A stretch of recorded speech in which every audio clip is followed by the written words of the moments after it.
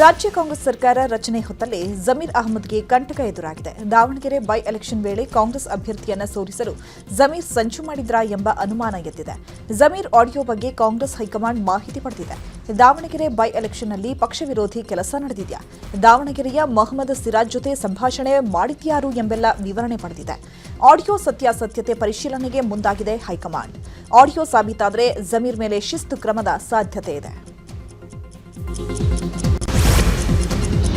ಇನ್ನು ಈ audio case ಬಗ್ಗೆ ಪತ್ರಿಕಾ ಪ್ರಕಟಣೆಯ ಮೂಲಕ ಜಮೀರ್ ಅಹಮದ್ ಖಾನ್ ಸ್ಪಷ್ಟನೆ ನೀಡಿದ್ದಾರೆ. ಮಾಧ್ಯಮಗಳಲ್ಲಿ ಪ್ರಸಾರವಾಗ್ತಾ ಇರುವ ನನ್ನ ಕುರಿತ ಆಡಿಯೋ ನಕಲಿ, ಎಐ ತಂತ್ರಜ್ಞಾನವನ್ನ ಬಳಸಿ ಈ ಆಡಿಯೋ ಮಾಡಲಾಗಿದೆ ಅಂತ ಜಮೀರ್ ಅಹಮದ್ ಖಾನ್ ತಿಳಿಸಿದ್ದಾರೆ. ಇದೊಂದು ರಾಜಕೀಯ ಷಡ್ಯಂತ್ರ. ನಕಲಿ ಆಡಿಯೋ ಮಾಡಿ ವೈರಲ್ ಮಾಡುತ್ತಿರುವವರ ವಿರುದ್ಧ ಸೈಬರ್ ಠಾಣೆಗೆ ದೂರು ದಾಖಲಿಸಿ ಕಾನೂನು ಕ್ರಮ ಕೈಗೊಳ್ಳಲಾಗುವುದು ಅಂತ ಹೇಳಿದ್ದಾರೆ. ಆಡಿಯೋ ಬಗ್ಗೆ ಯಾವ ತನಿಖೆಗೆ ಬೇಕಾದರೂ ಒಳಪಡಿಸಲಿ ಅಂತ ಸವಾಲು ಹಾಕಿದ್ದಾರೆ. ನಾನು ಆ ರೀತಿ ಮಾತನಾಡಿಲ್ಲ, ಗೊಂದಲ ಉಂಟು ಮಾಡಲು ಇದೆಲ್ಲವನ್ನ ಸೃಷ್ಟಿ ಮಾಡಲಾಗಿದೆ. ಇದು ಕಿಡಿಗೇಡಿಗಳ ಕೃತ್ಯ, ಇದನ್ನ ಯಾರೂ ನಂಬಬಾರದು ಅಂತ ತಿಳಿಸಿದ್ದಾರೆ. ಇನ್ನು ಈ ನಡುವೆ ಮೈಸೂರಿನ ಕ್ರೆಸೆಂಟ್ ರಸ್ತೆಯಲ್ಲಿರುವಂತಹ ಫ್ಲಾಟ್ ಒಂದರಲ್ಲಿ ನಜೀರ್ ಅಹಮದ್ ಮತ್ತು ಜಮೀರ್ ಅಹಮದ್ ಭೇಟಿ ಮಾಡಿ ಮಾತನಾಡಿದ್ದಾರೆ. ಆಡಿಯೋ ವೈರಲ್ ಆಗಿರುವ ಬಗ್ಗೆ ಮುಂದಿನ ನಡೆ ಏನು, ಯಾವ ರೀತಿ ಬಗೆಹರಿಸಬೇಕು ಎಂದು ಚರ್ಚೆ ನಡೆಸಿದ್ದಾರೆ. ಜಮೀರ್ದು ಎನ್ನಲಾದ ಆಡಿಯೋ ವೈರಲ್ ವಿಚಾರದ ಬಗ್ಗೆ ಮೊಹಮ್ಮದ್ ಸಿರಾಜ್ ಸ್ಪಷ್ಟನೆ ನೀಡಿದ್ದಾರೆ. ವೈರಲ್ ಆದ ಆಡಿಯೋ ನಮ್ಮದಲ್ಲ, ನಮ್ಮ ಮೇಲೆ ಷಡ್ಯಂತ್ರ ನಡೆಸಲಾಗಿದೆ. ನಾವು ಪಕ್ಷಕ್ಕೆ ನಿಷ್ಠಾವಂತರಾಗಿ ಕೆಲಸ ಮಾಡಿದ್ದೇವೆ. ಜಮೀರ್ ವಿರುದ್ಧ ದೊಡ್ಡ ಷಡ್ಯಂತ್ರ ನಡೆದಿದೆ ಎಂದು ಕೆಎಂಡಿಸಿ ನಿರ್ದೇಶಕ ಸಿರಾಜ್ ಸ್ಪಷ್ಟನೆ ನೀಡಿದ್ದಾರೆ. ನಾನು ಮಾಧ್ಯಮದಲ್ಲಿ ಬೆಳಗ್ಗೆ ನೋಡಿದೆ, ಏನು ಆಡಿಯೋ ನೀವು ತೋರಿಸ್ತಾ ಇದ್ದೀರಿ, ನಿಮ್ಮ ಮಾಧ್ಯಮದಲ್ಲಿ ಬರ್ತಾ ಇದೆ, ಅದು ಸೋಷಿಯಲ್ ಮೀಡಿಯಾದಲ್ಲಿ ವೈರಲ್ ಆಗಿದೆ, ಅದು ನಾವು ತೋರಿಸ್ತಾ ಇದ್ದೀವಿ ಅಂತೇಳಿ ಕೇಳಿದ್ವಿ. ಅದು ಯಾವ ಕಾರಣಕ್ಕೂ ಅದು ಸತ್ಯಕ್ಕೆ ದೂರಿರೋ ಮಾತು. ನಾವು ಜಮೀರ್ ಸಾಹೇಬರು ಆ ಥರ ಯಾವುದು ಮಾತಾಡಿಲ್ಲ ಫೋನ್ ಮುಖಾಂತರ. ಯಾವಾಗ ಜಮೀರ್ ಸಾಹೇಬರು ಮಾತಾಡಿದ್ರೂ ಪಕ್ಷ ಗೆಲ್ಲುವ ನಿಟ್ಟಿನಲ್ಲೇ ಮಾತಾಡಿದ್ದಾರೆ. ಪಕ್ಷದ ಹಿತದೃಷ್ಟಿಯಿಂದ ಪಕ್ಷದಲ್ಲಿ ಏನು ನಡೀತಾ ಇದೆ ಅಸಮಾಧಾನ ಎಲ್ಲ ಸರಿಪಡಿಸಬೇಕು, ಅವ್ರಿಗೆಲ್ಲರಿಗೂ ಸಮಾಧಾನ ಮಾಡಬೇಕು ಅಂತಲೇ ಹೇಳಿರೋದು ವಿನ ಅದು ಬಿಟ್ಟು ಬೇರೆ ವಿಚಾರ ಯಾವತ್ತೂ ಜಮೀರ್ ಸಾಹೇಬರು ನನ್ನ ಜೊತೆಗೆ ಮಾತಾಡಿದಿರಲಿಲ್ಲ.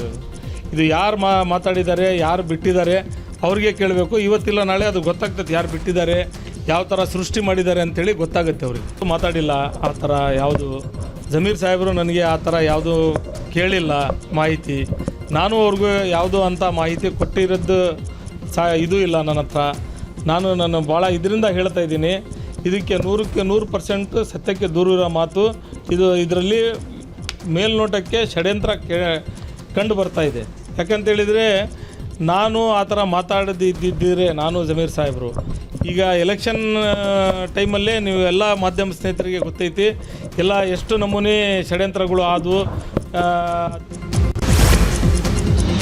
ಇನ್ನು ಆಡಿಯೋ ವಿಚಾರದ ಬಗ್ಗೆ ಸಿದ್ದರಾಮಯ್ಯರನ್ನ ಕಾವೇರಿ ನಿವಾಸದಲ್ಲಿ ಭೇಟಿ ಮಾಡಿ ಜಮೀರ್ ಅಹಮದ್ ಮಾತನಾಡಿದ್ದಾರೆ. ಬೈ ಎಲೆಕ್ಷನ್ನಲ್ಲಿ ನಾನು ಪಕ್ಷ ವಿರೋಧಿ ಚಟುವಟಿಕೆ ಮಾಡಿಲ್ಲ ಅಂತ ಸಿದ್ದರಾಮಯ್ಯಗೆ ಸ್ಪಷ್ಟನೆ ನೀಡಿದ್ದಾರೆ. ಜಮೀರ್ ವಿಷಯದಲ್ಲಿ ಸಿದ್ದರಾಮಯ್ಯ ಏನು ನಡೆ ತೋರ್ತಾರೆ ಅನ್ನುವುದು ಕುತೂಹಲ ಮೂಡಿಸಿದೆ.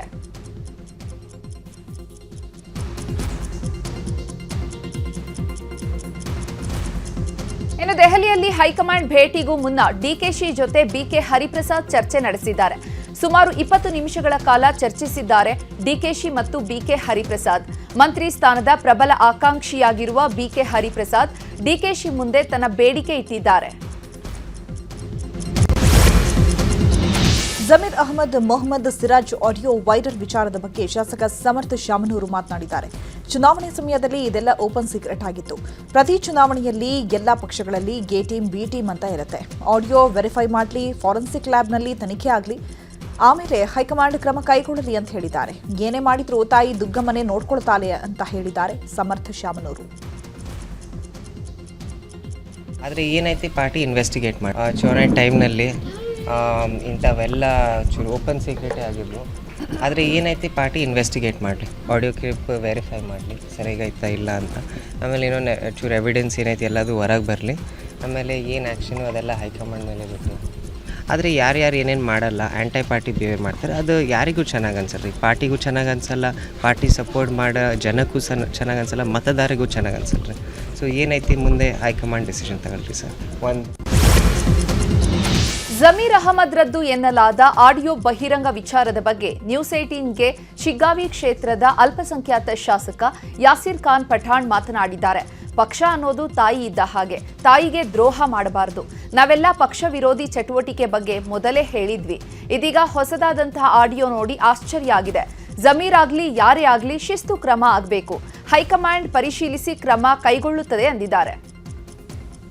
ಸರ್ ಯಾರು ಮಾಡಬಾರ್ದು ಸರ್, ನಾ ಹೇಳ್ತಾ ಇದ್ದಾನಲ್ಲ, ಯಾರು ಮಾಡಬಾರ್ದು. ಆಕ್ಚುಲಿ ಪಕ್ಷ ಅಂದ್ರೆ ತಾಯಿ ಇದ್ದ ಹಾಗೆ, ಯಾರು ಕೂಡ ಅದನ್ನ ಮಾಡಬಾರ್ದು ಅಲ್ಲ. ನಾನು ಯಾರೇ ಆಗ್ಲಿ, ಯಾವುದೇ ಒಂದು ಪಕ್ಷ ಇವತ್ತು ನಮ್ಮನ್ನು ಗುರುತಿಸ್ಕೊಂಡು ನಾವು ಇವತ್ತ ಪಕ್ಷದ ವತಿಯಿಂದ ಇವತ್ತು ಶಾಸಕರಾಗಿದ್ದೀವಿ ಅಂತ ಹೇಳಿದ್ರೆ, ಆ ಪಕ್ಷ ನಮ್ಗೆ ಶಾಸಕ ಸ್ಥಾನ ಎಲ್ಲಾನು ಕೊಟ್ಟಿದ್ದ ಸಂದರ್ಭದಲ್ಲಿ ನಾವು ಪಕ್ಷದ ಜೊತೆಗೆ ಇರಬೇಕು, ಅದು ನಮ್ಮ ಧರ್ಮ ಅಂತ ಮಾತಂದ್ರೆ ಸರ್. ಅಲ್ಲಿ ಟಿಕೆಟಿಗೆ ನನ್ಗೆ ಕೊಟ್ಟಿದಾರಲ್ಲ ಸರ್, ನನಗೆ ಈಗ ಬಸವರಾಜ ಬೊಮ್ಮಾಯಿ ಮಗನ ವಿರುದ್ಧ ನನಗೆ ಟಿಕೆಟ್ ಕೊಟ್ರಲ್ಲ, ನಾನು ಮೈನಾರಿಟಿ ಅಲ್ವಾ, ನಾನು ಅಲ್ಲೇ ದಾವಣಗೆರೆಯಲ್ಲಿ ಜಬ್ಬಾರ್ ಅವ್ರಿಗೆ MLC ಕೊಟ್ಟಿದಾರಲ್ಲ. ಎಂಡ್ ಆಫ್ ದಿ ಡೇ ನಮ್ಗೆ ಪಕ್ಷ ಒಂದ್ ಕಡೆ ಕೊಟ್ಟಿಲ್ಲ ಅಂದ್ರೆ ಮತ್ತೊಂದ್ ಏನಾದ್ರು ನಮ್ಗೆ ಸಹಾಯ ಮಾಡ್ತೈತಿ ಅಲ್ಲ. ಈಗಾಗಲೇ ಪಕ್ಷ ತಪ್ಪಿತಸ್ಥರ ಮೇಲೆ ಶಿಸ್ತು ಕ್ರಮ ತೆಗೆದುಕೊಂಡಿದೆ ಈಗ. ಬಟ್ ಇದು ಇವತ್ತು ನಾವು ನೋಡ್ತಾ ಇರೋದು ಹೊಸ ಬೆಳವಣಿಗೆ. ಇದು ಈ ಹೊಸ ಬೆಳವಣಿಗೆ ಬಗ್ಗೆ ಪಕ್ಷ ಏನ್ ನಿರ್ಧಾರ ತಗೊಂತೈತಿ ನೋಡ್ಬೇಕು. ಆಡಿಯೋ ಕೇಸ್ ಬಗ್ಗೆ ಶಾಸಕ ಹ್ಯಾರಿಸ್ ಮಾತನಾಡಿದ್ದಾರೆ. ಬೇಕು ಅಂತ ಬೇಕಾದಾಗ ಸಮಯದಲ್ಲಿ ಮಾಡುವುದು ಗಲೀಜು ರಾಜಕೀಯ. ಆವಾಗಲೇ ಆಡಿಯೋ ರಿಲೀಸ್ ಮಾಡಿದ್ರೆ ಮೆಚ್ಚಬಹುದಿತ್ತು. ಸಮಯ ಸಂದರ್ಭ ನೋಡಿ ಒಬ್ಬರನ್ನ ಹಾಳು ಮಾಡಬೇಕು ಅಂದ್ಕೊಂಡಿದ್ದಾರೆ. ಯಾರು ನೀಚ ರಾಜಕೀಯ ಮಾಡೋದಕ್ಕೆ ಹೋಗಬಾರದು. ಇದು ಪರ್ಮನೆಂಟು ಅಲ್ಲ, ಇದೆಲ್ಲ ಟೆಂಪ್ರವರಿ ಅಂತ ಹೇಳಿದ್ದಾರೆ. ಒಬ್ರು ನೋಡಿ, ಇದು ಏನನ್ನ ಬೇಕು ಅಂತ ಬೇಕಾದ ಸಮಯದಲ್ಲಿ ಮಾಡೋದು ಗಲೀಜು ರಾಜಕೀಯ. ಅದು ಅವಾಗಲೇ ಹೇಳಿದ್ದಿದ್ರೆ ನಾವು ಅದನ್ನ ಮೆಚ್ಚಬಹುದಿತ್ತು. ಯಾರೋ ಈ ಥರ ಮಾಡೋದನ್ನ ಎಲ್ಲ ಇವಾಗ ಸಮಯ ಸಂದರ್ಭ ನೋಡ್ಕೊಂಡು ಏನೇನೋ ಮಾಡೋದು, ಒಬ್ರನ್ನ ಹಾಳು ಮಾಡುವಂಥ ಪ್ರಯತ್ನ ಎಲ್ಲ ನಾಟ್ ಎ ಗುಡ್ ಪೊಲಿಟಿಕ್ಸ್. ಭಾಳ ನೀಚ ರಾಜಕೀಯ ಮಾಡೋಕ್ಕೆ ಹೋಗಬಾರ್ದು. ಯಾವುದು ಪರ್ಮನೆಂಟ್ ಅಲ್ಲ, ಇವೆಲ್ಲ ಟೆಂಪ್ರವರಿ. ಅವಕಾಶ ಸಿಕ್ಕಾಗ ಒಳ್ಳೆ ಕೆಲಸ ಮಾಡೋದು ನೋಡೋದು, ಅವಕಾಶದಲ್ಲಿ ಇರುವಾಗ ಒಳ್ಳೇದನ್ನ ಮಾಡೋದು, ಇದು ಬಿಟ್ರೆ ಬಾಕಿ ಎಲ್ಲ ಟೆಂಪ್ರವರಿ. ಇದೇ ಮೂಲಕ್ಕೆ ಡಿಕೆಶಿ ಸಿಎಂ ಆಗಿ ಪ್ರಮಾಣ ವಚನ ಸ್ವೀಕರಿಸಲಿದ್ದಾರೆ. ಹಾಗೆ ಮಂತ್ರಿಮಂಡಲ ರಚನೆ ಬಗ್ಗೆ ದೊಡ್ಡ ಚರ್ಚೆ ಆಗ್ತಾ ಇದೆ. ಮೊದಲ ಬಾರಿಗೆ 11 ಜನ ಪ್ರಮಾಣ ವಚನ ತೆಗೆದುಕೊಳ್ಳೋದು ಬಹುತೇಕ ಫೈನಲ್ ಆಗಿದೆ. ಈ ಬಗ್ಗೆ ಚರ್ಚೆ ಮಾಡಲು ದೆಹಲಿಗೆ ತೆರಳಿದ್ದಾರೆ ಸಿದ್ದರಾಮಯ್ಯ ಹಾಗೂ ಡಿಕೆ ಶಿವಕುಮಾರ್. ಮಹದೇವಪ್ಪ ಕೂಡ ತೆರಳಿದ್ದಾರೆ. ಸಿದ್ದರಾಮಯ್ಯ, ಡಿಕೆಶಿ, ಮಹದೇವಪ್ಪ ಒಂದೇ ವಿಮಾನದಲ್ಲಿ ದೆಹಲಿಗೆ ತೆರಳಿದ್ದಾರೆ. ಕ್ಯಾಬಿನೆಟ್ನಲ್ಲಿ ಹೊಸ ಮುಖ ಹಾಗೂ ಯುವಕರಿಗೆ ಆದ್ಯತೆ ನೀಡೋ ಬಗ್ಗೆ ಚರ್ಚೆ ಆಗಲಿದೆ. ಇನ್ನು ಈ ನಡುವೆ ದೆಹಲಿಗೆ ತೆರಳಿದ್ದಾರೆ ಚಲುವರಾಯಸ್ವಾಮಿ. ಇಂದು ನನ್ನ ಹುಟ್ಟಿದ ದಿನ, ಅವಕಾಶ ಸಿಕ್ಕರೆ ವರಿಷ್ಠರನ್ನ ಭೇಟಿ ಮಾಡ್ತೀನಿ. ನಾನು ಕೃಷಿ ಸಚಿವನಾಗಿ ಕೆಲಸ ನಿರ್ವಹಣೆ ಮಾಡಿದ್ದು ತೃಪ್ತಿ ತಂದಿದೆ. ಮತ್ತೆ ಸಚಿವ ಸ್ಥಾನ ಕೊಡುವುದು ಹೈಕಮಾಂಡ್ ತೀರ್ಮಾನ ಅಂದಿದ್ದಾರೆ. ಇನ್ನು ಮಹದೇವಪ್ಪ ಮಗ ಸಂಸದ ಸುನಿಲ್ ಬೋಸ್ ಕೂಡ ದೆಹಲಿಗೆ ತೆರಳಿದ್ದಾರೆ. ಮೊದಲ ಹಂತದಲ್ಲಿ 11 ಮಂದಿಗೆ ಮಂತ್ರಿ ಭಾಗ್ಯ ಸಿಗಲಿದೆ. ಸಂತೋಷ್ ಲಾಡ್, ವಿಜಯಾನಂದ ಕಾಶಪ್ಪನವರ್, ಈಶ್ವರ್ ಖಂಡ್ರೆ, ಬಸವರಾಜ ರಾಯರೆಡ್ಡಿ, ರಾಘವೇಂದ್ರ ಹಿಟ್ನಾಳ್ ಸೇರಿದಂತೆ ಹಲವರಿಂದ ಲಾಬಿ ಜೋರಾಗಿದೆ. ರಾಜ್ಯಸಭೆ ಪರಿಷತ್ ಚುನಾವಣೆ ಬಳಿಕ 2ನೇ ಹಂತದಲ್ಲಿ ಸಚಿವ ಸಂಪುಟ ವಿಸ್ತರಣೆಗೆ ಡಿಕೆಶಿ ಅಂಡ್ ಹೈಕಮಾಂಡ್ ಪ್ಲಾನ್ ಮಾಡಿದ್ದಾರೆ. 2ನೇ ಹಂತದಲ್ಲಿ ಸಚಿವ ಸ್ಥಾನದ ರೇಸ್ನಲ್ಲಿ ಸುಮಾರು 20ಕ್ಕೂ ಅಧಿಕ ಶಾಸಕರು ಲಾಬಿ ಮಾಡಿದ್ದಾರೆ ಎನ್ನಲಾಗಿದೆ. K Shadakshari, P Narendra Swamy, Magadi Balakrishna, Puttarangashetty, Ponnanna, Subbareddy, BK Sangamesh, Darshan, Dhruvanarayan ಸೇರಿದಂತೆ ಅನೇಕರು ಲಾಬಿ ಮಾಡುತ್ತಿದ್ದಾರೆ ಎನ್ನಲಾಗಿದೆ. ಸಚಿವ ಸ್ಥಾನದ ಮಹದಾಸೆಯಿಂದ ಶಾಸಕ ಹ್ಯಾರಿಸ್ ದೆಹಲಿಗೆ ಹಾರಿದ್ದಾರೆ. 18 ವರ್ಷದಿಂದ ನಾನು 4 ಬಾರಿ ಶಾಸಕನಾಗಿದ್ದೇನೆ. ಪಕ್ಷ ಮತ್ತು ಸರ್ಕಾರದಲ್ಲಿ ಸಾಕಷ್ಟು ಕೆಲಸ ಮಾಡಿದ್ದೀನಿ, ದುಡಿದಿದ್ದೀನಿ. ಸಚಿವ ಸ್ಥಾನ ಕೊಡ್ತಾರೆ ಎನ್ನುವಂಥ ನಂಬಿಕೆ ನನಗಿದೆ. ಆದರೆ ಎಲ್ಲರನ್ನ ಅಂತಿಮವಾಗಿ ಹೈಕಮಾಂಡ್ ಹೇಳಬೇಕು ಅಂದಿದ್ದಾರೆ. ಎಲ್ಲ ಡೆಲ್ಲಿಯಿಂದ ಆಗಬೇಕು. ಸೊ ಪಕ್ಷದಲ್ಲಿ ಕೆಲಸ ಮಾಡಿದ್ದೀವಿ, ಪಕ್ಷಕ್ಕೋಸ್ಕರ ದುಡಿದಿದ್ದೀವಿ. 18 ವರ್ಷ ಆಯ್ತು, ಈಗ 4ನೇ ಬಾರಿ ಶಾಸಕನಾಗಿದ್ದೀನಿ. ಖಂಡಿತವಾಗಿ ಅವಕಾಶ ಕೊಡ್ತಾರೆ ಅನ್ನೋ ಒಂದು ನಂಬಿಕೆ ನನಗೂ ಕೂಡ ಇದೆ. ಪಾರ್ಟಿ ಹಾಗೂ ಸರ್ಕಾರ ಎರಡಕ್ಕೂ ಶಕ್ತಿ ತರುವಂತ ಕೆಲಸ ಮಾಡ್ತಾ ಬಂದಿದ್ದೀವಿ. ಅದನ್ನೇ ಮುಂದುವರಿಸಬೇಕು, ಇನ್ನೂ ಜಾಸ್ತಿ ಮಾಡಬೇಕು ಅನ್ನೋ ಆಸೆ ನಮಗೂ ಕೂಡ ಇದೆ. ನೋಡೋಣ, ತೀರ್ಮಾನ ಎಲ್ಲ ಡೆಲ್ಲಿ. ಕ್ಯಾಬಿನೆಟ್ ರಚನೆ ಸರ್ಕಸ್ ಹೊತ್ತಲೇ ರಾಜ್ಯ ಯೂತ್ ಕಾಂಗ್ರೆಸ್ ಅಧ್ಯಕ್ಷ ಮಂಜುನಾಥ್ ದೆಹಲಿಗೆ ತೆರಳಿದ್ದಾರೆ.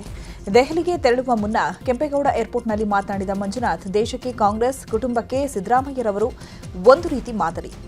ಬಕಪಕ್ಷಿಗಳ ತರ ಕಾಯ್ತಾ ಇದ್ದಂತಹ ಬಿಜೆಪಿ, ಜೆಡಿಎಸ್ಗೆ ಸರಿಯಾದ ಪಾಠ ಕೊಡುವ ಮೂಲಕ ಪಕ್ಷ ಅಂದ್ರೆ ಏನು, ನಿಷ್ಠೆ ಅಂದ್ರೆ ಏನು, ಕೊಟ್ಟ ಮಾತು ನಡ್ಕೊಂಡು ಎಲ್ಲರಿಗೂ ಮಾದರಿಯಾಗಿದ್ದಾರೆ. ಯುವಕರಿಗೆ ಸಂಪುಟದಲ್ಲಿ ಹೆಚ್ಚು ಅವಕಾಶ ಸಿಗುತ್ತೆ ಅನ್ನುವಂತಹ ನಂಬಿಕೆ ಇದೆ ಅಂತ ಹೇಳಿದ್ದಾರೆ. ಸಿಹಿ ಸುದ್ದಿ, ದೇಶಕ್ಕೆ ಕೋಟ್ಯಾಂತರ ಕಾರ್ಯಕರ್ತರಿಗೆ ಒಂದು ಮಾದರಿಯಾಗಿ ಆದರ್ಶವಾಗಿ ಸಿದ್ದರಾಮಯ್ಯ ಸಾಹೇಬರು ಈ ದೇಶಕ್ಕೆ ನಿಂತಿದ್ದಾರೆ ಇವತ್ತು. ಯಾಕಂದರೆ ಏನು ಬಕಪಕ್ಷಿಗಳ ಥರ ಕಾಯ್ತಾ ಇದ್ದಂಥ BJP JDSಗೆ ಸರಿಯಾದ ಪಾಠವನ್ನು ಕೊಡೋದು ಮುಖಾಂತರ ಪಕ್ಷ ಅಂದ್ರೇನು, ಅದರ ನಿಷ್ಠೆ ಅಂದ್ರೇನು ಅಂತ ದೇಶದ ಜನತೆಗೆ ಮತ್ತು ರಾಜ್ಯದ ಜನತೆಗೆ ಅವರು ಕೊಟ್ಟಂಥ ಮಾತಿಗೆ ಏನು ಹೈಕಮಾಂಡ್ಗೆ ಮಾತು ಕೊಟ್ಟಿದ್ರು ಆ ರೀತಿ ನಡ್ಕೊಂಡಿರುವಂಥದ್ದು ಸಿದ್ದರಾಮಯ್ಯವರನ್ನು ಉನ್ನತ ಮಟ್ಟಕ್ಕೆ ತೊಗೊಂಡೋಗಿದೆ. ಅವರಿಗೆ ನಾನು ಯುವ ಕಾಂಗ್ರೆಸ್ನ ಪರವಾಗಿ ಧನ್ಯವಾದವನ್ನು ಹೇಳೋಕ್ಕೆ ಇಚ್ಛೆಪಡ್ತೇನೆ. ಸೊ ಈ ಬಾರಿನೂ ಕೂಡ ಯುವಕರಿಗೆ ಅವಕಾಶ ಕೊಡುವಂಥ ಕೆಲಸವನ್ನು ಹೈಕಮಾಂಡ್ ಮಾಡುತ್ತೆ ಅಂತ ಮಾತುಗಳು ನಡೀತಾ ಇದೆ. ನನ್ನ ಪ್ರಕಾರ ನಂಗೆ ನಂಬಿಕೆ ಇದೆ. ಕೇರಳದ ಏನು ಕಮಿಟಿ ನೋಡಿದ್ರೆ ಮಿನಿಸ್ಟ್ರ್ ಕಮಿಟಿ ಇದೆ, ಇಲ್ಲೂ ಕೂಡ ಯುವಕರಿಗೆ ಆದಷ್ಟು ಆದ್ಯತೆಗಳನ್ನ ಕೊಡುತ್ತೆ. ರಿಷಬಲ್ನಲ್ಲಿ ಹೈಕಮಾಂಡ್ ಏನು ಆದೇಶವನ್ನು ಮಾಡ್ತಾರೆ ಅದ್ರ ಥರ ಈ ನಡುವೆ ಮಂತ್ರಿಗಿರಿಗಾಗಿ ಬಹುತೇಕ ಎಲ್ಲಾ ಕಡೆ ಶಾಸಕರ ಬೆಂಬಲಿಗರು ಕಾರ್ಯಕರ್ತರು ಪ್ರೊಟೆಸ್ಟ್ ಮಾಡಿ ಒತ್ತಡ ಶುರು ಮಾಡಿದ್ದಾರೆ. HC ಮಹದೇವಪ್ಪರನ್ನ DCM ಮಾಡಿ ಅಂತ ನಂಜನಗೂಡಿನ ಅಂಬೇಡ್ಕರ್ ವೃತ್ತದಲ್ಲಿ ಕಾಂಗ್ರೆಸ್ ಕಾರ್ಯಕರ್ತರು ಹಾಗೂ ಅಭಿಮಾನಿಗಳಿಂದ ಪ್ರತಿಭಟನೆ ನಡೆಸಲಾಗಿದೆ. HC ಮಹದೇವಪ್ಪ ಭಾವಚಿತ್ರ ಮತ್ತು ಬ್ಯಾನರ್ ಹಿಡಿದು ಹೈಕಮಾಂಡ್ ಮೇಲೆ ಒತ್ತಡ ಹೇರಿದ್ದಾರೆ. ನಾವೆಲ್ಲರೂ ಕೂಡ ಒಗ್ಗೂಡಿ ಇವತ್ತು ಮೈಸೂರು ಜಿಲ್ಲೆಯಾದ್ಯಂತ ಒಂದು ದೊಡ್ಡ ಸಂಚಲನವನ್ನು ಮತ್ತು ಕಾಂಗ್ರೆಸ್ಗೆ ಎಚ್ಚರಿಕೆಯನ್ನು ಕೊಡ್ತಕ್ಕಂಥ ಈ ಹೋರಾಟ. ಒಂದು ಗಟ್ಟಿ ಧ್ವನಿ ಯಾರಪ್ಪ ಅಂತ ಹೇಳಿದ್ರೆ HC ಮಹದೇವಪ್ಪ. ಇವತ್ತು ನಮ್ಮ ಸ್ಥಿತಿ ಏನಾಗಿದೆ, 6 ಬಾರಿ MLA ಆಗಿ 4 ಬಾರಿ ಮಿನಿಸ್ಟರ್ ಆಗಿ ಇವತ್ತು ಒಂದು ಸಚಿವ ಸ್ಥಾನಕ್ಕೋಸ್ಕರ ಇವತ್ತು ನಾವು ಬೀದಿಲಿ ನಿಂತ್ಕೊಂಡು ಹೋರಾಟ ಮಾಡ್ತಕ್ಕಂಥ ಪರಿಸ್ಥಿತಿಯನ್ನು ಯಾಕೆ ಕಾಂಗ್ರೆಸ್ ಮಾಡ್ತಾ ಇದೆ? ಸನ್ಮಾನ್ಯ HC ಮಹದೇವಪ್ಪನವ್ರಿಗೆ ಏನು DK ಶಿವಕುಮಾರ್ ಅವರ ಸಂಪುಟದಲ್ಲಿ ಅವ್ರಿಗೆ ಉನ್ನತವಾದಂಥ ಸಚಿವ ಸ್ಥಾನವನ್ನು ಕೊಡಬೇಕು, ಡೆಪ್ಟಿ CM ಕೊಡಬೇಕು ಅಂತಕ್ಕಂಥದ್ದು ಒಕ್ಕೂರಿನ ಒತ್ತಾಯ. ಇದು ಒಂದ್ ಕಡೆ ಇದು ಎಲ್ಲ ಒಂದ್ ಕಡೆ ಇನ್ನೂ ಅವ್ರ ಹೆಸರು ಪ್ರಸ್ತಾಪ ಆಗ್ತಾ ಇರತಕ್ಕಂಥದಕ್ಕೋಸ್ಕರ ನಾವು. ಇನ್ನು ಸಂತೋಷ್ ಲಾಡ್ ಅವರನ್ನ DCM ಮಾಡುವಂತೆ ಬೀದರ್ನಲ್ಲಿ ಸುದ್ದಿಗೋಷ್ಠಿ ನಡೆದಿದೆ. ಮರಾಠ ಸಮುದಾಯದ ಮುಖಂಡರು ಹೈಕಮಾಂಡ್ ಮೇಲೆ ಒತ್ತಡ ಹೇರಿದ್ದಾರೆ. ಕಾರ್ಮಿಕ ಸಚಿವರಾಗಿ ಅನೇಕ ಜನಪರ ಯೋಜನೆಗಳನ್ನ ಜಾರಿಗೆ ತಂದಿದ್ದಾರೆ. ಬುದ್ಧ, ಬಸವ, ಅಂಬೇಡ್ಕರ್ ವಿಚಾರಗಳಂತೆ ಕೆಲಸ ಮಾಡ್ತಿದ್ದಾರೆ. ಹೀಗಾಗಿ ಲಾಡ್ ಅವರನ್ನ DCM ಮಾಡಿ ಅಂತ ಮನವಿ ಮಾಡಿದ್ದಾರೆ. ಈ ನಡುವೆ ಶಾಸಕ ಗಣೇಶ್ ಹುಕ್ಕೇರಿಗೆ ಸಚಿವ ಸ್ಥಾನ ನೀಡುವಂತೆ ಆಗ್ರಹಿಸಿ ಚಿಕ್ಕೋಡಿಯಲ್ಲಿ ಹುಕ್ಕೇರಿ ಬೆಂಬಲಿಗರು ಮತ್ತು ಕಾರ್ಯಕರ್ತರಿಂದ ಪ್ರತಿಭಟನೆಯಾಗಿದೆ. ಈ ನಡುವೆ ನನಗೂ ಕೂಡ ಸಚಿವ ಸ್ಥಾನದ ಆಸೆ ಇದೆ ಅಂತ ಶ್ರೀರಂಗಪಟ್ಟಣದ ಶಾಸಕ ರಮೇಶ್ ಬಂಡಿಸಿದ್ದೇಗೌಡ ಹೇಳಿದ್ದಾರೆ. ಬಹಳಷ್ಟು ಚೆನ್ನಾಗಿ ಕೆಲಸ ಮಾಡ್ತಿದ್ರು, ಜನರ ಮನಸ್ಸಲ್ಲಿ ಇರ್ತಕ್ಕಂಥ ಕೆಲಸವನ್ನ ಶಾಶ್ವತವಾಗಿರ್ತಕ್ಕಂಥ ಕೆಲಸ ಮಾಡ್ತಾರೆ. ನಂದು ಒಂದು ಪ್ರಯತ್ನ ಇದೆ, ಸಚಿವರಾಗಿ ಕೆಲಸ ಮಾಡ್ಲಿಕ್ಕೆ ಅವಕಾಶ ಕೊಟ್ಟರೆ ಜಿಲ್ಲೆಯ ಜನತೆ ಪರವಾಗಲ್ಲ, ರಾಜ್ಯದ ಜನತೆ ಪರವಾಗಿ, ರೈತರ ಪರವಾಗಿ ಯಾವ ಇಲಾಖೆ ಕೊಟ್ಟರೂ ಪರವಾಗಿಲ್ಲ. ದಲಿತರಿಗೆ DCM ಹುದ್ದೆಗೆ ಆಗ್ರಹಿಸಿ ದಲಿತ ಮುಖಂಡರು ಕೆಪಿಸಿಸಿ ಕಚೇರಿ ಎದುರು ಪ್ರತಿಭಟನೆ ಮಾಡಿದ್ದಾರೆ. Doctor G Parameshwar, KH Muniyappa, HC ಮಹದೇವಪ್ಪಗೆ DCM ಹುದ್ದೆ ನೀಡುವಂತೆ ದಲಿತ ನಾಯಕರು ಕೆ ವೆಂಕಟೇಶ ಸ್ವಾಮಿ, ಸಿದ್ದರಾಜು ನೇತೃತ್ವದಲ್ಲಿ ಹೋರಾಟ ಮಾಡಿದ್ದಾರೆ.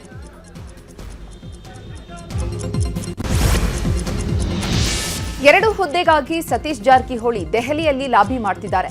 ಈ ನಡುವೆ ಸತೀಶ್ ಜಾರಕಿಹೊಳಿಗೆ DCM ಹಾಗೂ ಕೆಪಿಸಿಸಿ ಅಧ್ಯಕ್ಷ ಸ್ಥಾನ ಸಿಗಲಿ ಅಂತ ಮುಸ್ಲಿಂ ಬಾಂಧವರು ಬೆಳಗಾವಿಯ ರೈಲ್ವೆ ನಿಲ್ದಾಣದ ಬಳಿ ಇರುವಂತಹ ಮುರಾದಲ್ಲಿ ಶಾ ದರ್ಗಾದಲ್ಲಿ ಪ್ರಾರ್ಥನೆ ಮಾಡಿದ್ದಾರೆ. ಕಾಂಗ್ರೆಸ್ ಕಾರ್ಯಕರ್ತೆ ಆಯೇಷಾ ಸನದಿ ನೇತೃತ್ವದಲ್ಲಿ ದರ್ಗಾದಲ್ಲಿ ಪ್ರಾರ್ಥನೆ ನಡೆದಿದೆ. SC/ST ಹಿಂದುಳಿದ ವರ್ಗಗಳ ಸ್ವಾಮೀಜಿಗಳು ನಿರ್ಗಮಿತ CM DK ಶಿವಕುಮಾರ್ ಅವರನ್ನ ಭೇಟಿಯಾಗಿದ್ದಾರೆ. ಬೋವಿ, ವಾಲ್ಮೀಕಿ, ಕುರುಬ, ಮಡಿವಾಳ ಸೇರಿದಂತೆ ವಿವಿಧ ಹಿಂದುಳಿದ ವರ್ಗಗಳ 21 ಮಂದಿ ಸ್ವಾಮೀಜಿಗಳು ಸಿದ್ದರಾಮಯ್ಯ ಅವರನ್ನ ಭೇಟಿ ಮಾಡಿ ಚರ್ಚೆ ನಡೆಸಿದ್ದಾರೆ. ಕೆಪಿಸಿಸಿ ಅಧ್ಯಕ್ಷ ಸ್ಥಾನ, ಸಂಪುಟದಲ್ಲಿ ಹಿಂದುಳಿದ ವರ್ಗಕ್ಕೆ ಪ್ರಾತಿನಿಧ್ಯ ಸೇರಿದಂತೆ ಹಲವು ವಿಚಾರಗಳ ಬಗ್ಗೆ ಚರ್ಚೆ ನಡೆದಿದೆ. ಸತೀಶ್ ಜಾರಕಿಹೊಳಿ ಪರ ಸ್ವಾಮೀಜಿಗಳು ಬ್ಯಾಟ್ ಬೀಸಿದ್ದು, ಸತೀಶ್ಗೆ ಕೆಪಿಸಿಸಿ ಅಧ್ಯಕ್ಷ ಸ್ಥಾನದ ಜೊತೆಗೆ ಮಂತ್ರಿ ಸ್ಥಾನ ನೀಡಬೇಕು, ಅಹಿಂದ ವರ್ಗಕ್ಕೂ ಸಂಪುಟದಲ್ಲಿ ಹೆಚ್ಚಿನ ಸ್ಥಾನಮಾನ ನೀಡುವಂತೆ ಆಗ್ರಹಿಸಿದ್ದಾರೆ. ಸಚಿವ ಸ್ಥಾನ ಸಿಕ್ಕರೆ ನಾನು ಹಿಂದೆ ಸರಿಯಲ್ಲ, ಇನ್ನಷ್ಟು ಅನುದಾನ ತಂದು ಕೆಲಸ ಮಾಡೋದಕ್ಕೆ ಅನುಕೂಲ ಆಗುತ್ತೆ ಅಂತ ದಾವಣಗೆರೆ ದಕ್ಷಿಣದ ನೂತನ ಶಾಸಕ ಸಮರ್ಥ ಶಾಮನೂರು ಹೇಳಿದ್ದಾರೆ. ಆದರೆ ಎಲ್ಲವೂ ಹೈಕಮಾಂಡ್ ನಿರ್ಧಾರ ಅಂದಿದ್ದಾರೆ. ಸಂಪುಟ ವಿಸ್ತರಣೆ ಸುಳಿವಿನ ಬೆನ್ನಲ್ಲೇ ಹಾವೇರಿಯ ಕಾಂಗ್ರೆಸ್ನಲ್ಲಿ ಭಿನ್ನಮತ ಸ್ಫೋಟಗೊಂಡಿದೆ. ಹಾನಗಲ್ ಶಾಸಕ ಶ್ರೀನಿವಾಸ್ ಮಾನೆ ಹಾಗೂ ಬ್ಯಾಡಗಿ ಶಾಸಕ ಬಸವರಾಜ ಶಿವಣ್ಣನವರ್ ಮಧ್ಯೆ ಫೈಟ್ ಜೋರಾಗಿದೆ. ಶಾಸಕ ಶ್ರೀನಿವಾಸ್ ಮಾನೆ ವಿರುದ್ಧ ಶಾಸಕ ಬಸವರಾಜ ಶಿವಣ್ಣನವರ್ ಕಿಡಿಕಾರಿದ್ದಾರೆ. ಕಾಂಗ್ರೆಸ್ ಹೈಕಮಾಂಡ್ ಬಳಿ ಹತ್ತಿರ ಸಂಬಂಧ ಇರೋ ವ್ಯಕ್ತಿ ಒಬ್ಬನಿದ್ದಾನೆ, ಅವರು ಪ್ರಯತ್ನ ಮಾಡ್ತಿದ್ದಾರೆ, ನಾವು ಸೀನಿಯರ್ ಇದ್ದೀನಿ, ನನಗೂ ಕೊಡಿ ಅಂತ ಹೇಳಿದ್ದಾರೆ. ಹೊಸ ಸರ್ಕಾರ ರಚನೆ ಬಗ್ಗೆ ವಿಪಕ್ಷ ನಾಯಕ ಆರ್ ಅಶೋಕ್ ಮಾತನಾಡಿದ್ದಾರೆ. ಭಸ್ಮಾಸುರ ಆಶೀರ್ವಾದ ಮಾಡಿದಂತೆ ಡಿಕೆಶಿಗೆ ಸಿದ್ದರಾಮಯ್ಯ ಆಶೀರ್ವಾದ ಮಾಡಿದ್ದಾರೆ. ಸುಸ್ಥಿರ ಆರ್ಥಿಕ ನೀತಿ ಇದೆ ಅಂತಾರೆ, ಆದರೆ ಆರ್ಥಿಕ ಸುಸ್ಥಿರತೆ ಎಲ್ಲಿದೆ? ಗ್ಯಾರಂಟಿಗೆ 65,000 ಕೋಟಿ ಖರ್ಚು ಮಾಡ್ತಿದ್ದಾರೆ. 65,000 ಕೋಟಿ ತೆರಿಗೆ ಹೆಚ್ಚಳ ಮಾಡಿದ್ದಾರೆ. 35,000 ಕೋಟಿ ಬಡ್ಡಿ ಕಟ್ತಿದ್ದೇವೆ. ಬಡ್ಡಿ ಮತ್ತು ಗ್ಯಾರಂಟಿಗೆ ಹಣ ಹೋಗ್ತಾ ಇದೆ ಅಂತ ಕಿಡಿಕಾರಿದ್ದಾರೆ. ಸಿದ್ದರಾಮಯ್ಯ ಡಿಕೆಶಿ ನಡುವೆ ಕಾಳಗ ಆದ್ರೆ ಒಂದೇ ವರ್ಷಕ್ಕೆ ಸರ್ಕಾರ ಬೀಳುತ್ತದೆ ಎಂದಿದ್ದಾರೆ ಅಶೋಕ್. ಗೃಹಲಕ್ಷ್ಮಿಯ 5,000 ಕೋಟಿ ಹಣವನ್ನ ಯಾವುದೇ ಕಾರಣಕ್ಕೂ ಬಿಡೋದಿಲ್ಲ. ಎಂತಹ ಹೋರಾಟ ಆದ್ರೂ ಸರಿ, ನಾನು ಹೋರಾಟಕ್ಕೆ ಇಳಿತೇನೆ ಅಂತ ಅಶೋಕ್ ಹೇಳಿದ್ದಾರೆ. ಅನ್ನಭಾಗ್ಯದ 600 ಕೋಟಿ ಬಂದಿಲ್ಲ, 2 ತಿಂಗಳ ಗೃಹಲಕ್ಷ್ಮಿ ಹಣ ಬಂದಿಲ್ಲ. ಎಂತಹ ಹೋರಾಟ ಆದ್ರೂ ನಾನು ಬಿಡೋದಿಲ್ಲ ಸುಮ್ಮನೆ ಅಂತ ಹೇಳಿದ್ದಾರೆ. ಕಾಂಗ್ರೆಸ್ ವಿರುದ್ಧ ವಿಜಯೇಂದ್ರ ಕಿಡಿಕಾರಿದ್ದಾರೆ. ರಾಜ್ಯ ಸರ್ಕಾರ ಜಾತಿಯ ವಿಷಬೀಜ ಬಿತ್ತುತ್ತಿದೆ, ಅಲ್ಪಸಂಖ್ಯಾತರ ಓಲೈಕೆ ಮಾಡುವ ಕೆಲಸ ಮಾಡ್ತಾ ಇದೆ. ಮುಂದೆ ಬರುವಂತಹ ದಿನಗಳಲ್ಲಿ ಎಳೆಯಾಗಿ ಎಲ್ಲ ವಿಚಾರವನ್ನ ಬಿಚ್ಚಿಡ್ತೇನೆ. ಕಾಂತರಾಜು ವರದಿಯನ್ನ ಕಸದ ಬುಟ್ಟಿಗೆ ಹಾಕಿದ ಕೀರ್ತಿ ಸಿದ್ದರಾಮಯ್ಯ ಅವರಿಗೆ ಸಲ್ಲುತ್ತದೆ. 3 ವರ್ಷ ಸರ್ಕಾರದ ವೈಫಲ್ಯ ಒಂದು ಕಡೆಯಾದ್ರೆ ಸಿದ್ದರಾಮಯ್ಯ ಬೆಂಬಲಿಗರ ನಡುವೆ ತಿಕ್ಕಾಟದಿಂದಾಗಿ ಜನ ಬೇಸತ್ತು ಹೋಗಿದ್ದಾರೆ ಅಂತ ಅಂದ್ರು. ಮಂಡ್ಯ ಲೋಕಸಭಾ ಕ್ಷೇತ್ರ ಬಿಟ್ಟುಕೊಟ್ಟ ಸುಮಲತಾಗೆ ರಾಜ್ಯಸಭೆಗೆ ಹೋಗುವ ಅವಕಾಶ ಸಿಗುತ್ತೆ ಎನ್ನಲಾಗಿದೆ. ಸುಮಲತಾ ಅಂಬರೀಶ್ ಮೇಲೆ ಬಿಜೆಪಿ ಹೈಕಮಾಂಡ್ಗೆ ಒಲವಿದೆ ಎನ್ನಲಾಗಿದೆ. ದೇವೇಗೌಡರ ಸ್ಪರ್ಧೆ ಮಾಡುವ ಚರ್ಚೆ ನಡುವೆ ಸುಮಲತಾ ಅಂಬರೀಶ್ ಬಗ್ಗೆ ವರಿಷ್ಠರು ಒಲವು ತೋರಿದ್ದಾರೆ ಎನ್ನಲಾಗಿದೆ. ಇದೇ ಜೂನ್ 18ರಂದು ನಡೆಯಲಿರುವ ರಾಜ್ಯಸಭೆ ಚುನಾವಣೆಗೆ ಸುಮಲತಾ ಹೆಸರು ಘೋಷಣೆ ಆಗಲಿದೆ ಎನ್ನಲಾಗ್ತಾ ಇದೆ. ಇನ್ನು ಡಿವಿ ಸದಾನಂದಗೌಡ ಹೆಸರು ಕೂಡ ರಾಜ್ಯಸಭೆಗೆ ಕೇಳಿ ಬಂದಿದೆ ಎನ್ನಲಾಗಿದೆ. ಇನ್ನು ಈ ನಡುವೆ ಕಾಂಗ್ರೆಸ್ನ ಉಗ್ರಪ್ಪ ರಾಜ್ಯಸಭಾ ಸ್ಥಾನದ ಆಸೆ ಬಿಚ್ಚಿಟ್ಟಿದ್ದಾರೆ. ನಾನು ಕೂಡ ರಾಜ್ಯಸಭಾ ಸ್ಥಾನದ ಆಕಾಂಕ್ಷಿಯಾಗಿದ್ದೇನೆ. ಇದರ ಬಗ್ಗೆ ನಾನು ಹೈಕಮಾಂಡ್ ಗಮನಕ್ಕೆ ತರುತ್ತೇನೆ ಅಂತ ಹೇಳಿದ್ದಾರೆ. ಇಂದು ದೆಹಲಿಗೆ ಕೂಡ ತೆರಳಿದ್ದಾರೆ. ಚಲುವರಾಯಸ್ವಾಮಿ ಅಧಿಕಾರ ಹಣ ಮದದಿಂದ ತಪ್ಪು ಮಾಡ್ತಿದ್ದಾರೆ. ದೇವೇಗೌಡರು ಕುಮಾರಸ್ವಾಮಿ ಬಗ್ಗೆ ನಾಲಿಗೆ ಬಿಟ್ರೆ ನಾಲಿಗೆ ಕತ್ತರಿಸ್ತೇವೆ ಅಂತ ಮಾಜಿ ಶಾಸಕ ಸುರೇಶ್ ಗೌಡ ಹೇಳಿದ್ದಾರೆ. ಮಂಡ್ಯದಲ್ಲಿ ಮಾತನಾಡಿದ ಅವರು, ಕೆಲವು ಕಿಡಿಗೇಡಿಗಳು ಯಾರನ್ನೋ ಮೆಚ್ಚಿಸಲು ನಮ್ಮ ನಾಯಕರ ಬಗ್ಗೆ ಕೇವಲವಾಗಿ ಮಾತನಾಡ್ತಿದ್ದಾರೆ. ದೇವೇಗೌಡರು ಮನೆಯಲ್ಲಿ ಸೂತಕದ ಛಾಯೆ ಬಂದಿದೆ ಅಂತ ಹೇಳ್ತಾರೆ. ಸಾವಿನ ಸಂದರ್ಭದಲ್ಲಿ ಮಾತ್ರ ಸೂತಕ ಬರೋದು. ಚಲುವರಾಯಸ್ವಾಮಿ ಯಾರ ಸಾವನ್ನ ಬಯಸ್ತಿದ್ದಾರೆ ಅಂತ ಪ್ರಶ್ನೆ ಮಾಡಿದರು. ಬೆಂಗಳೂರಿನಲ್ಲಿ ಲೋಕಾಯುಕ್ತ ಬಲೆಗೆ ಬಿದ್ದಿದ್ದಾರೆ ಸರ್ಕಾರಿ ವಕೀಲೆ ಸವಿತಾ ನವೀನ್ ಪಾಟೀಲ್. ಇವರು ಸಿಸಿಎಚ್ 54 ಕೋರ್ಟ್ನಲ್ಲಿ 5,000 ಲಂಚ ಸ್ವೀಕರಿಸುವಾಗ ಕಚೇರಿಯಲ್ಲೇ ಬಲೆಗೆ ಬಿದ್ದಿದ್ದಾರೆ. ಅತ್ಯಾಚಾರ ಪ್ರಕರಣದಲ್ಲಿ ಆಕ್ಷೇಪಣೆ ಸಲ್ಲಿಸಲು ಬಂದ ದೂರುದಾರರಿಂದ ಲಂಚ ಪಡೆಯುವಾಗ ಲಾಕ್ ಆಗಿದ್ದಾರೆ. ರಾತ್ರಿ ಸುರಿದ ಮಳೆಗೆ ಕೆರೆಯಂತಾಗಿದೆ ರಸ್ತೆಗಳು. ಎಲೆಕ್ಟ್ರಾನಿಕ್ ಸಿಟಿ 2ನೇ ಹಂತದಲ್ಲಿ ರಸ್ತೆ ಜಲಾವೃತವಾಗಿದೆ. ಅಂಗಡಿಗಳು ಕ್ಲೋಸ್ ಆಗಿವೆ. ಯುಜಿಡಿ ನಿರ್ಮಾಣದ ಬಳಿಕ ಒಳಚರಂಡಿ ಮುಚ್ಚಲಾಗಿತ್ತು. ಹೀಗಾಗಿ ನೀರು ನಿಂತು ಸಮಸ್ಯೆ ಆಗ್ತಾ ಇದೆ. ಚಿಕ್ಕಮಗಳೂರು ನಗರದಲ್ಲಿ ಬಿರುಗಾಳಿ ಮಳೆಯಾಗಿದೆ. ಮಧ್ಯಾಹ್ನ ಏಕಾಏಕಿ ಆರಂಭವಾದ ಬಿರುಗಾಳಿ ಸಹಿತ ಮಳೆಯಿಂದ ಜನ ಖುಷಿಯಾಗಿದ್ದಾರೆ. ಕಳೆದ ಕೆಲ ದಿನಗಳಿಂದ ನಿರಂತರವಾಗಿ ಧಾರಾಕಾರ ಮಳೆ ಸುರಿತಾ ಇದೆ. ದಕ್ಷಿಣ ಕನ್ನಡ ಜಿಲ್ಲೆಯ ಪುತ್ತೂರು, ಸುಳ್ಯ, ಕಡಬ ಭಾಗದಲ್ಲಿ ಭಾರೀ ಮಳೆಯಾಗಿದ್ದು, ಮಳೆಯ ಜೊತೆಗೆ ಭಾರೀ ಗಾಳಿ ಮತ್ತು ಮಿಂಚು ಸಿಡಿಲು ಬೀಸ್ತಾ ಇದ್ದು, ಕಳೆದ ಅರ್ಧ ತಾಸಿನಿಂದ ನಿರಂತರ ಮಳೆಯಾಗ್ತಾ ಇದೆ. ಬೆಳಗ್ಗಿನ ಬಿಸಿಲಿನ ವಾತಾವರಣ ಮಧ್ಯಾಹ್ನದ ಸುಮಾರಿಗೆ ಕಾರ್ಮೋಡ ಕವಿದ ವಾತಾವರಣಕ್ಕೆ ಬದಲಾಗಿದೆ. ಬೆಂಗಳೂರಲ್ಲಿ ಕಳೆದ ವರ್ಷ ಮಕ್ಕಳಲ್ಲಿ ಸೈಲೆಂಟ್ ಆಗಿದ್ದಂತಹ ಡೆಂಗಿ ಜ್ವರ ಈಗ ಮತ್ತೆ ಶುರುವಾಗಿದೆ. ರಾಜಧಾನಿಯಲ್ಲಿ ಮಳೆ ಬರ್ತಿರೋ ಕಾರಣಕ್ಕೆ ಸಾಂಕ್ರಾಮಿಕ ಕಾಯಿಲೆಗಳ ಹಾವಳಿ ಶುರುವಾಗಿದೆ. ಮಕ್ಕಳಲ್ಲಿ ಡೆಂಗಿ ಜ್ವರದ ಜೊತೆಗೆ ಕೆಮ್ಮು, ಗಂಟಲು ನೋವು, ಶೀತ, ನೆಗಡಿ, ವಾಂತಿ ಪ್ರಕರಣಗಳು ಹೆಚ್ಚಾಗಿದೆ. 15% 20% ಅಷ್ಟು ಜ್ವರ ಪ್ರಕರಣಗಳು ಹೆಚ್ಚಾಗಿವೆ. ತುಮಕೂರು ಜಿಲ್ಲೆಯ ಚಿಕ್ಕನಾಯಕನಹಳ್ಳಿ ಪಟ್ಟಣದಲ್ಲಿ ಕುಡಿಯುವ ನೀರಿಗಾಗಿ ಜನ ಹೋರಾಟ ಮಾಡುತ್ತಿದ್ದಾರೆ. ಪುರಸಭೆಯ ಮುಖ್ಯ ದ್ವಾರಕ್ಕೆ ಬೀಗ ಹಾಕಿ ಕೆಜಿಕೆಹಳ್ಳಿ ಹಾಗೂ ಗುಂಡುತೋಪು ಗ್ರಾಮಗಳ ಜನರು ಬೃಹತ್ ಪ್ರತಿಭಟನೆ ಮಾಡಿದ್ದಾರೆ. 5 ದಿನಕ್ಕೊಮ್ಮೆ, ಅದು ಕೇವಲ 2 ಗಂಟೆ ಮಾತ್ರ ನೀರು ಪೂರೈಕೆ ಮಾಡಿದರೆ ಹೇಗೆ ಬದುಕಬೇಕು ಅಂತ ಹೇಳಿ ಗಲಾಟೆ ಮಾಡಿದ್ದಾರೆ.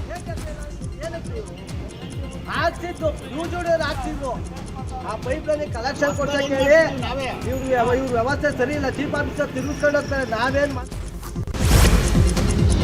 ಕೇಂದ್ರ ಹಾಗೂ ರಾಜ್ಯ ಸರ್ಕಾರದ ಖಾಲಿ ಹುದ್ದೆ ನೇಮಕಾತಿಗೆ ಆಗ್ರಹಿಸಿ ಧಾರವಾಡದಲ್ಲಿ ಧರಣಿಗೆ ನಿಗದಿಯಾಗಿದ್ದ ಜೂನ್ 3ರ ಪ್ರತಿಭಟನೆಯನ್ನ ಮುಂದೂಡಲಾಗಿದೆ. ಪೊಲೀಸರು ಅನುಮತಿ ನೀಡದ ಕಾರಣಕ್ಕೆ ಈ ನಿರ್ಧಾರ ಕೈಗೊಳ್ಳಲಾಗಿದೆ. ಖಾಲಿ ಹುದ್ದೆ ನೇಮಕಾತಿ ವಿಚಾರವಾಗಿ ಜೂನ್ 8ರ ಒಳಗೆ ಸಿಎಂ ಭೇಟಿ ಮಾಡಿಸಬೇಕು. ಇಲ್ಲದೇ ಇದ್ರೆ ಜೂನ್ 9ರಿಂದ ಅನಿರ್ದಿಷ್ಟಾವಧಿ ಸತ್ಯ ಪ್ರತಿಪಾದನಾ ಸತ್ಯಾಗ್ರಹವನ್ನ ಮಾಡ್ತೇವೆ ಅಂತ ಹೋರಾಟಗಾರ ಬಿಡಿ ಹಿರೇಮಠ ಡೆಡ್ಲೈನ್ ಕೊಟ್ಟಿದ್ದಾರೆ.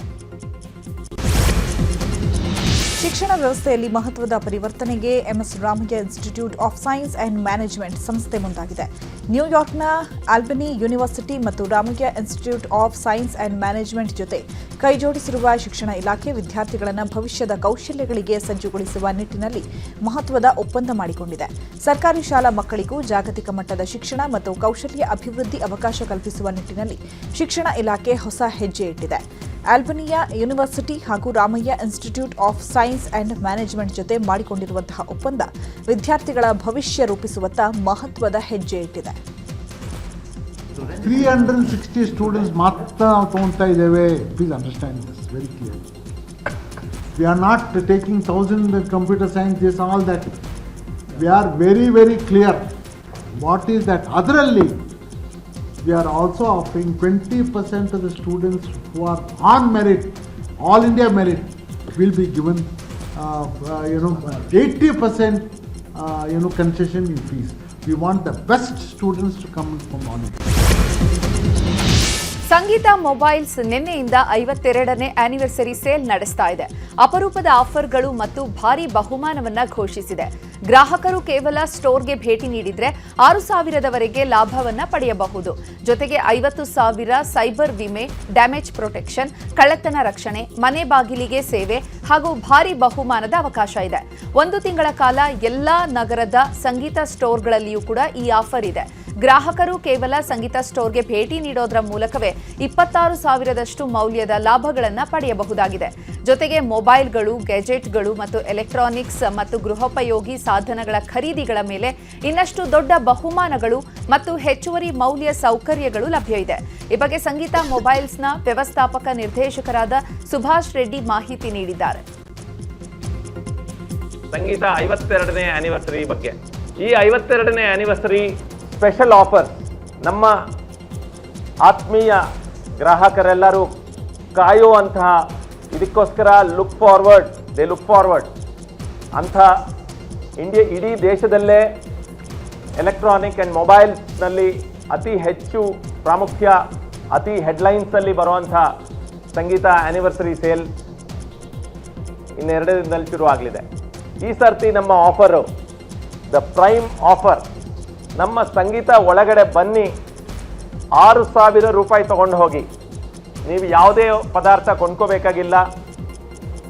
ಕೇವಲ ನೀವು ನಮ್ಮ ಆ್ಯನಿವರ್ಸರಿ ಸಂದರ್ಭವಾಗಿ ನಮ್ಮ ಸಂಗೀತ ಒಳಗಡೆ ಯಾರು ಕಾಲಿಡ್ತಾರೋ ಪ್ರತಿಯೊಬ್ಬರಿಗೂ ನಾವು 6,000 ರೂಪಾಯಿ ಸಂಗೀತ ಕರೆನ್ಸಿ ಕೊಡ್ತೀವಿ.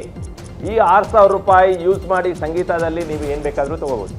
ಎಲ್ಲ ಫೋನ್ಸೂ 2 ವರ್ಷ ಕಾಂಪ್ಲಿಮೆಂಟ್ರಿ ಡ್ಯಾಮೇಜ್ ಪ್ರೊಟೆಕ್ಷನ್ ಮತ್ತು ಲಿಕ್ವಿಡ್ ಡ್ಯಾಮೇಜ್ ಸಿಗುತ್ತೆ.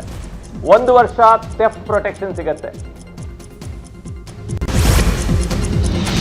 ತಮಿಳುನಾಡು ಬಿಜೆಪಿ ನಾಯಕ ಅಣ್ಣಾಮಲೈ ಬಿಜೆಪಿಯನ್ನು ತೊರೆದು ಹೊಸ ಪಕ್ಷ ಕಟ್ತಾರೆ ಎಂಬ ಚರ್ಚೆಗಳು ನಡೀತಾ ಇವೆ. ಇದೇ ಜೂನ್ 3ಕ್ಕೆ ಅಣ್ಣಾಮಲೈ ತಮ್ಮ ಹೊಸ ಪಕ್ಷವನ್ನು ಘೋಷಣೆ ಮಾಡ್ತಾರೆ ಎನ್ನಲಾಗಿದೆ. ಸೋಷಿಯಲ್ ಮೀಡಿಯಾದಲ್ಲಿ ಈ ಬಗ್ಗೆ ದೊಡ್ಡ ಚರ್ಚೆಗಳಾಗ್ತಾ ಇವೆ. ಆದರೆ ಅಣ್ಣಾಮಲೈ ಸಂಧಾನಕ್ಕೆ ಬಿಜೆಪಿ ಹೈಕಮಾಂಡ್ ಮುಂದಾಗಿದೆ ಎನ್ನಲಾಗಿದೆ.